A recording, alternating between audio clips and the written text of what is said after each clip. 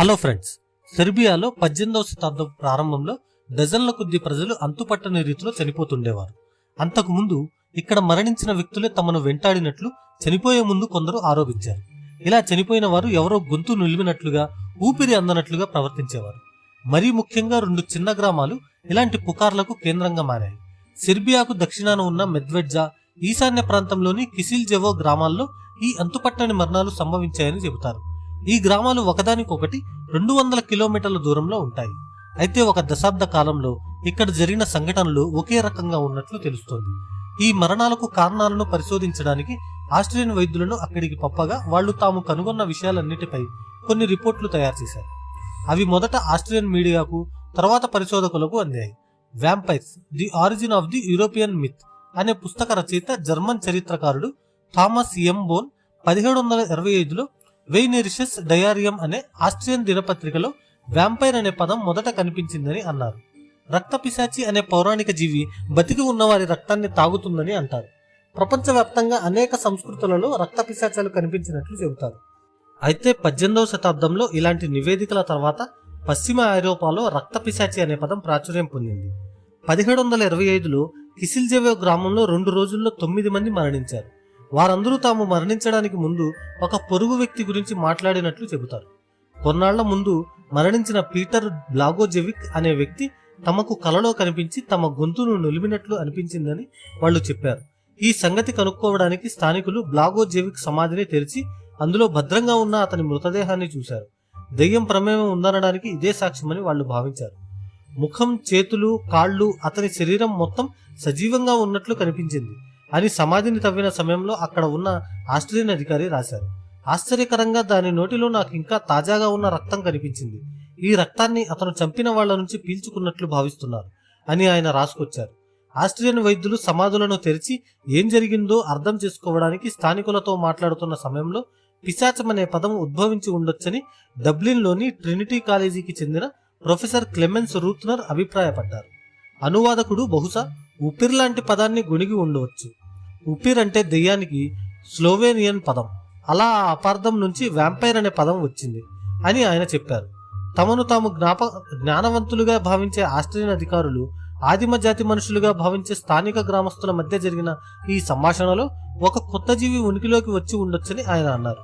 పీటర్ను ఆపడానికి గ్రామస్తులు అతని గుండెలోకి ఒక కొయ్యను గుచ్చి ఆ తర్వాత అతని శరీరాన్ని కాల్చేశారు. దీంతో ఆ గ్రామానికి రక్తపిశాచుల పీడ విరగడయిందని భావించారు. ఈ సంఘటనకు కొంత ప్రాధాన్యం ఉన్నప్పటికీ రక్తపిశాచులపై నమ్మకాన్ని సూచించడానికి ఉపయోగించే వ్యాంపైరిజం అనే పదం ఇంకా అప్పటికి ఉనికిలోకి రాలేదని ప్రొఫెసర్ బోన్ పేర్కొన్నారు. ఆ కాలంలో హేతుబద్ధంగా వివరించలేని ఏ విషయాన్ని నాటి మానవుని వివేకం అంగీకరించేది కాదు. 7 సంవత్సరాల తర్వాత 1732 జనవరిలో మెద్వెడ్జా గ్రామంలో ఇలాంటి సంఘటన పునరావృతమైంది. 3 నెలల్లో 17 మంది, వారిలో కొందరు ఆరోగ్యవంతులైన యువకులు ఏ కారణం లేకుండా చనిపోయారు. కిసిల్జెవోలో జరిగిన సంఘటనల మాదిరిగానే ఇక్కడ మరణించిన వారిలో కొందరు ఊపిరాడలేదని, ఛాతీ నొప్పిగా ఉందని తమ మరణానికి ముందు చెప్పారు. ఇక్కడి సమాధులను తవ్వి తీయాలనే ఆదేశాల తర్వాత జోహన్నెస్ ఫ్లకింగర్ అనే డాక్టరు ఒక నివేదిక రాశారు. ఈ రక్తపిశాచి కేసుల్లో ఒక సైనిక సంబంధిత వ్యక్తే ప్రధాన దోషి అని ఆయన తన నివేదికలో పేర్కొన్నారు. ఆ వ్యక్తి శరీరం ఇంకా కుళ్ళిపోలేదని, ఆయన కళ్ళు, ముక్కు, నోరు, చెవుల నుంచి తాజాగా ఉన్న రక్తం కారుతోందని నివేదికలో రాశారు. మెద్వెడ్జా ప్రజలు అది రక్తపిశాచి అనడానికి ఈ ఆనవాళ్లను రుజువుగా భావించారు. అందుకే వాళ్ళు అతని గుండెలో ఒక కొయ్యను గుచ్చి అతని శరీరాన్ని కాల్చేశారు. ఈ వ్యక్తి జీవితం గురించి అసలేమీ తెలియదు. అతను కింద పడిపోయి మరణించాడు. ఆ తర్వాత గ్రామస్తులు అతన్ని బలిపశువు చేశారు అని థామస్ బోన్ తన పుస్తకంలో రాశారు. ఈ వ్యక్తి కొసావో నుంచి వచ్చిన అల్బేనియన్ అయిన అర్నాట్ పావ్లిన్ అని ఆయన భావిస్తున్నారు. కిసిల్జెవోకు చెందిన పీటర్ బ్లాగోజెవిక్, మెద్వెడ్జాకు చెందిన అర్నాట్ పావ్లిన్, వీళ్ళిద్దరూ మనకు తెలిసి రక్తపిశాచ జాతులకు మొదటి ప్రతినిధులు అని బోన్ అన్నారు. కుళ్ళిపోని మృతదేహాలను చూసి గ్రామస్తులు భయపడిన విషయంపై పాథాలజిస్టులు మాట్లాడుతూ మరణించిన వాళ్లు అలాంటి స్థితిలో కనిపించడం అసాధారణమేనని కాదని అభిప్రాయపడ్డారు. ఈ కేసులన్నిటి వెనుక ఆంథ్రాక్స్ మహమ్మారి ఉందని ప్రముఖ వియన్నా పాథాలజిస్ట్ క్రిస్టియన్ రైటర్ అభిప్రాయపడ్డారు. ఆనాటి యుద్ధ సమయాల్లోనూ ఆ తర్వాతి కాలంలోనూ ఇలాంటివి సర్వసాధారణం అని ప్రొఫెసర్ రూత్నర్ చెప్పారు. ఆంథ్రాక్స్ అనేది బ్యాక్టీరియా వ్యాధి. ఇది సోకిన జంతువుల నుంచి ప్రజలకు వ్యాపిస్తుంది, తరచుగా మరణానికి దారితీస్తుంది. మరణానికి ముందు ఊపిరాడనట్లు వచ్చిన నివేదికలు న్యూమోనియాకు సంబంధించినవి కావచ్చని రూత్నర్ భావిస్తున్నారు. మీరు నివేదికలను జాగ్రత్తగా పరిశీలిస్తే రక్త పిశాచులను ఎవరూ ప్రత్యక్షంగా కళ్ళతో చూడలేదని తెలుస్తుంది.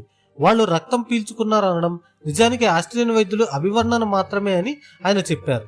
రక్తం తాగడం అనేది పాశ్చాత్య ప్రజలు సృష్టించిన అపోహ అని థామస్ బోన్ కూడా భావిస్తున్నారు.